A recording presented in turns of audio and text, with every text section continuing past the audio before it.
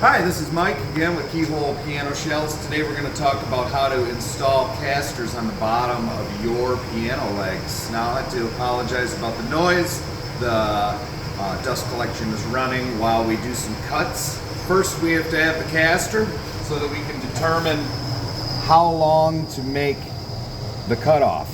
In this case, we want to take off enough to get to where there's enough room for the caster, and then a little bit more in the event you want to put a lock nut on there to keep it from being adjustable.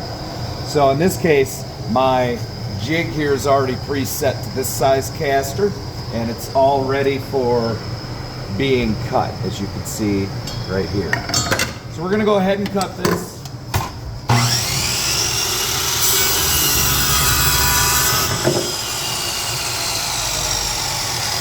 Now, once the leg is cut, you see these sharp corners. There's a number of, you can leave the corners like this if you like, or if you have some sandpaper, this works. Files also work. And here though, of course, we get it done a little differently.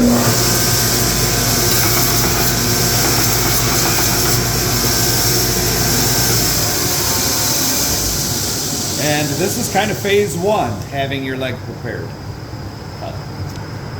All right, we're going to finish our caster installation on legs, and to do that, first we're going to mark the center of the bottom of the leg.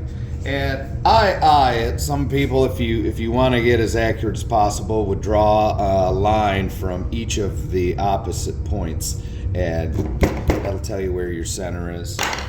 Tools that you're going to need for this, you could have just used a pencil to mark that. I used an awl. You're going to need the actual threaded inserts. You're going to need a drill, and you're going to need a driver for the inserts. Usually the inserts will come with their own hex tool. That will work fine too, but you know, we do things a little quicker here.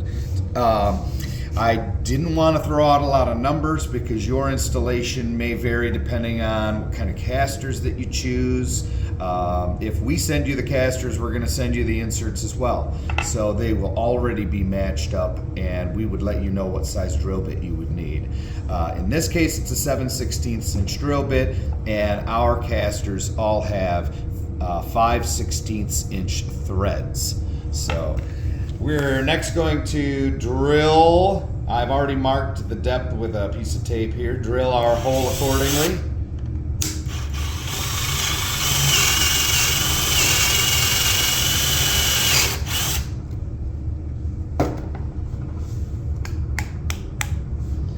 And the next move is to drive the insert in. Now, there's quite a bit of torque required for this. To begin, I'll start up here so that you can see it.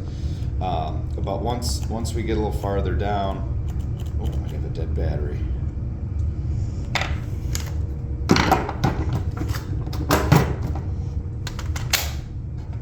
Once we get down in, I may need to set this down on the table for better leverage.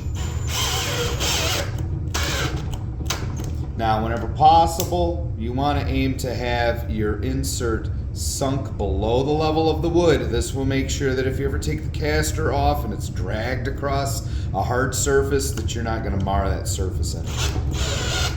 So it will end up looking like this.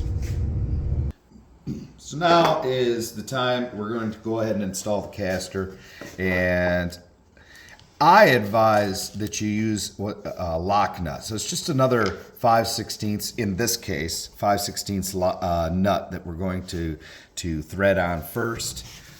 And what this nut can do is allow us to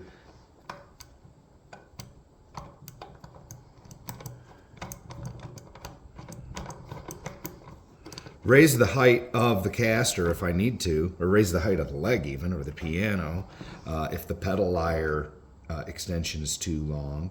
But in this case, you can always use this as a lock nut. That'll keep this from unthreading or changing in any way. And that's the end of assembling your piano leg casters.